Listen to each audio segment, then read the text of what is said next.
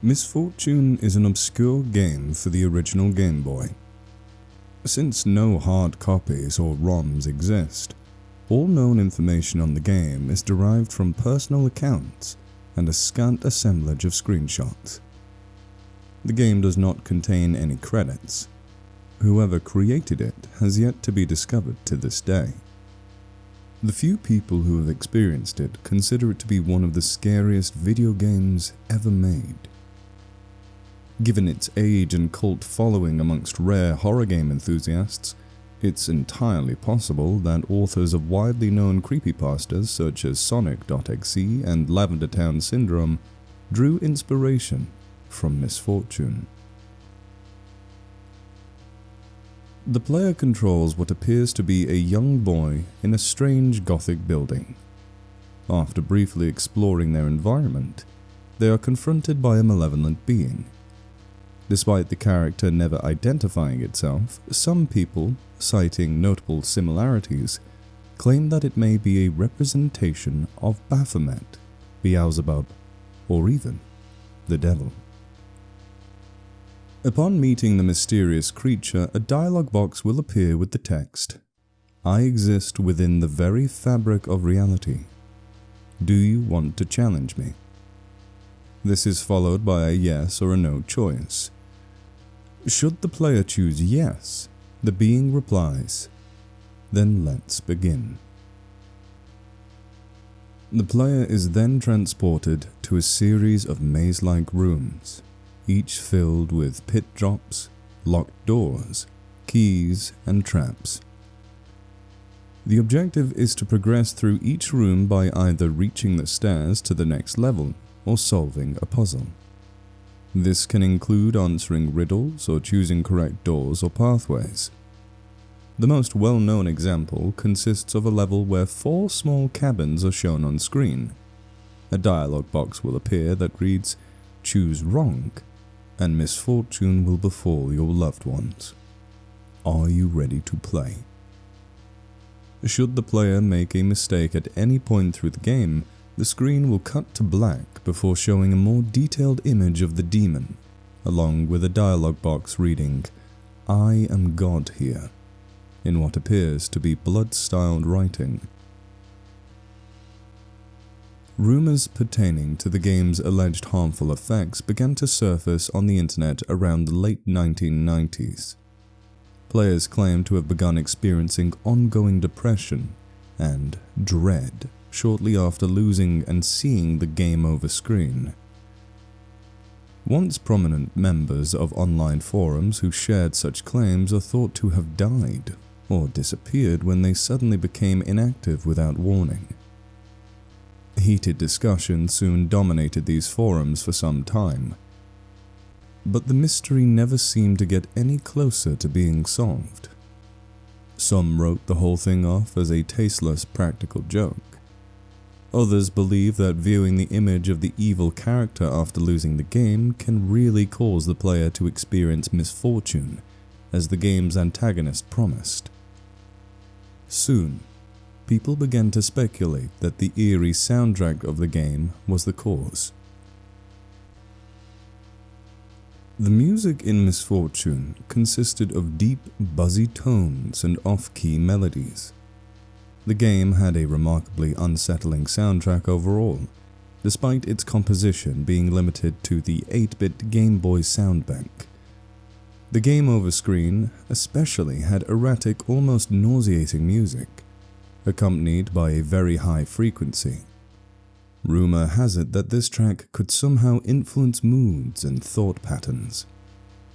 Of all the tracks in the game, only the theme that plays in the first meeting with the demonic entity can be found on the internet today. Searching for the playable ROMs or cartridges of the game online is futile, because none exist.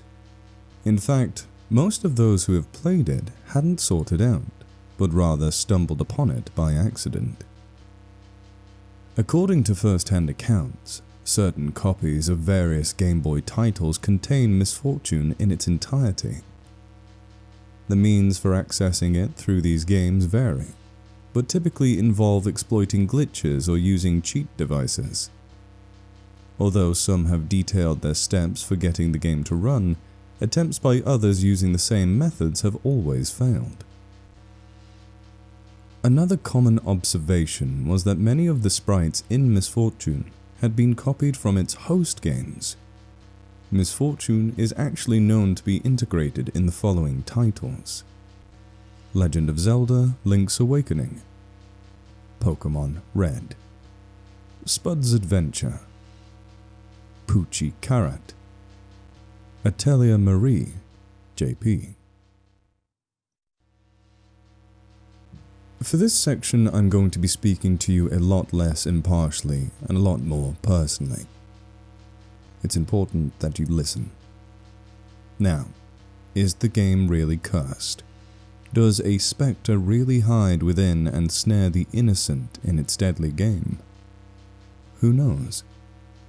What I do know is that the game definitely exists. I also know what it can do. I've never played it myself, you see, but I knew someone who did. A good friend of mine, actually. We were closer than brothers, and we told each other everything. He was the most enthusiastic, outgoing guy I had ever met, and, like me, he was really into video games. Sure enough, one day he told me that he'd found a spooky new game hidden inside of Pokemon. He showed it to me, and even back then it gave me an odd feeling. Though, to be fair, I was always easily scared. Soon after, he started talking less and less. Later, he'd either ignore my calls or tell me he was sick or busy when I invited him out. He became something of a recluse. I did still sometimes get to see him at high school, but he rarely spoke and snapped at me when I pried too much over why he was acting in such a way. After a month later, before he got off the train after school, he said goodbye for the first time in weeks. I'll never forget the look he gave me that day. He was the macho, nothing gets to me type of guy, and he always masked his emotions really well. But in that moment, he had a face filled with grief, like he was going to cry. He made me promise him one more thing before he left: that I never play that game. That was the last time we spoke. The next morning, they found his scratched and bloodied corpse hanging from his disassembled weight machine. The police concluded that he had managed to lift 220 pounds of weight over his head with the cord still attached, loop it around his neck, and release it over the other side of the machine, causing his strangulation as the weight on the other side yanked him upwards. The most horrible detail was that he was found with his hands clutching the inside of the makeshift noose, as if he was trying to tug it loose. That was it. The case was closed.